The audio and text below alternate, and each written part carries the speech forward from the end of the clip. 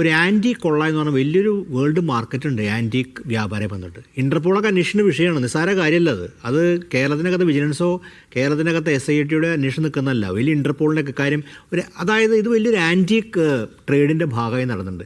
അതിലേക്ക് അന്വേഷണം വ്യാപിപ്പിക്കുന്നതിൽ ഒരുപക്ഷെ കേന്ദ്ര ഏജൻസികളുടെ ആവശ്യമാണ്. കേന്ദ്ര ഏജൻസികൾ അപ്പുറത്തേക്ക് പോകേണ്ടി. അപ്പോൾ നിസ്സാരമായിട്ട് സ്ഥലത്തല്ല പത്മകുമാറും ഈ വാസുവും അവിടെ ആൾക്കാരും നിൽക്കുന്നത്. കാര്യം ഒരു സ്വർണ്ണം അവിടുന്ന് മോഷ്ടിച്ച് ഉരുക്കി ഒരു സാധാരണ കള്ളൻ കടയിൽ കൊടുത്ത് വിൽക്കുന്ന സംഭവമല്ല നടന്നിട്ടുള്ളത്. അതിലപ്പുറത്തുള്ള വലിയ ആൻറ്റീക് ട്രേഡ്, ആഗോളമായ ആൻറ്റീക് ട്രേഡിൻ്റെ വലിയ വിഷയമുണ്ട്. അതിലേക്ക് ഇതുവരെ പോയിട്ടില്ല.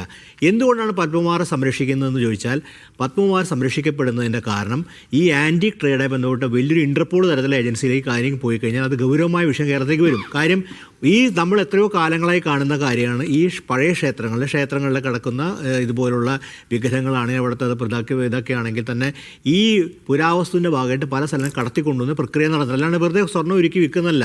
അപ്പോൾ അതാണെന്ന് രമേശിന് ആ സൂചന നൽകുക. അതുമായി ബന്ധപ്പെട്ട് ചില തെളിവുകൾ ഹാജരാക്കണമെന്ന അത് ശരിയാണ്. രമേശ് ചെന്നിത്തല ശരിക്കും SIT മുമ്പാകെ പോയി പറയേണ്ട, പക്ഷേ അദ്ദേഹത്തിന് വിസ്തീരിക്കേണ്ടായിരുന്നു. അദ്ദേഹത്തിന് പറയുന്ന വ്യക്തിയുടെ പേര് വെളിപ്പെടുത്താൻ പറ്റില്ല തുടങ്ങിയ കാര്യങ്ങൾ പറഞ്ഞാൽ തീർച്ചയായിട്ടും വലിയ പ്രശ്നമുള്ള കാര്യം, നിസ്സാരമായിട്ടുള്ള ഒരു ആരോപണമല്ല ഉന്നയിക്കുന്നത്. പക്ഷേ അതിലേക്ക് പോകുന്നതാണ് കേരള സംബന്ധിച്ചോളം ഭയം. അപ്പോൾ അത് ഒരുപക്ഷേ ഈ തെരഞ്ഞെടുപ്പിൻ്റെ കാര്യം മാത്രമല്ല, തെരഞ്ഞെടുപ്പിൻ്റെ ഒരു രാഷ്ട്രീയ വിഷയം മാത്രമല്ല, അതിനപ്പുറത്തേക്ക് പോയ കേരളം ഞെട്ടാമോട് വസ്തുതയാണെങ്കിൽ, ഇതിപ്പോൾ അങ്ങനെ പറയേണ്ടി വരും, നമുക്ക് എല്ലാ കാര്യം വസ്തുതയാണെങ്കിൽ അത് കേരളത്തെ ഷോക്ക് ചെയ്യാവുന്ന ഒരുപാട് കാര്യം.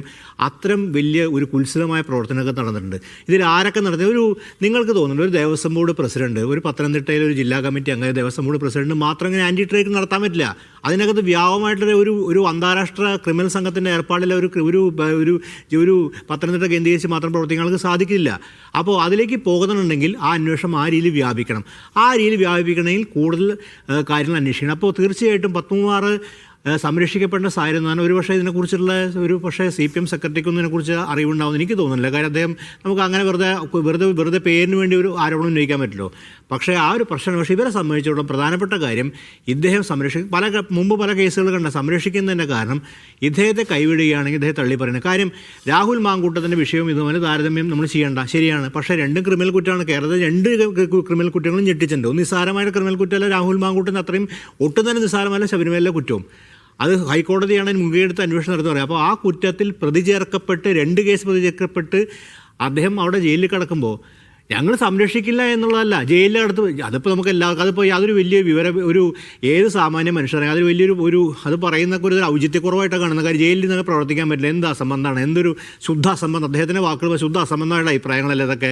അദ്ദേഹത്തിന് പ്രവർത്തിക്കാൻ പറ്റില്ല, പക്ഷേ അദ്ദേഹത്തിന് പ്രവർത്തിക്കാൻ പറ്റാത്തതിൻ്റെ അല്ല പ്രശ്നം. ജയിലിൽ കിടന്ന് അദ്ദേഹം പ്രവർത്തിക്കുകയോ പ്രവർത്തിക്കാതിരിക്കുകയോ അല്ല ചെയ്യുന്ന പ്രശ്നം. പ്രധാനപ്പെട്ട കാര്യം എന്ന് പറയുന്നത് അദ്ദേഹം സംരക്ഷിക്കപ്പെടുമ്പോൾ ജയിലിരിക്കുമ്പോൾ അദ്ദേഹം മറ്റേത് കൈവിടുന്ന കേസിൽ അദ്ദേഹം വെളിപ്പെടുത്തലിലേക്ക് കടക്കും. ഇത് നമ്മൾ പല ഘട്ടങ്ങളിൽ കണ്ടിട്ടുള്ളതാണ്.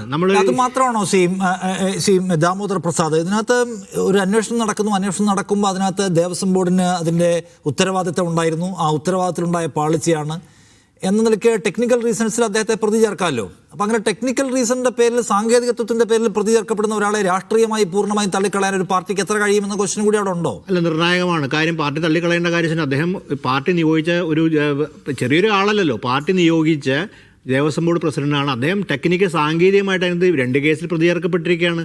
ആ നടപടിയുടെ ആവശ്യമുണ്ട്. കാര്യം അതൊക്കെ തിരുത്തി എല്ലാവരും ആവശ്യപ്പെടുന്നതാണല്ലോ. കാര്യം ഈ പത്മകുമാറിൻ്റെ കേസിലാണെങ്കിൽ ഇത് തന്നെയാണ് ഞാൻ സൂചിപ്പിക്കുന്നത്, ഇന്നസെൻ്റ് അണ്ടിൽ പ്രൂവൺ ഗിൽറ്റിയാണ്. ആര് പറഞ്ഞു പത്മകുമാർ കുറ്റക്കാരനാണെന്ന്? നമുക്ക് ആ കേസ് തെളിയിക്കപ്പെടുന്നവർ പറ്റും. പക്ഷേ ഇപ്പോഴത്തെ സ്ഥിതി അനുസരിച്ച് ആ നടപടി എടുക്കാൻ ഒരു ബാധ്യസ്ഥരാണ്.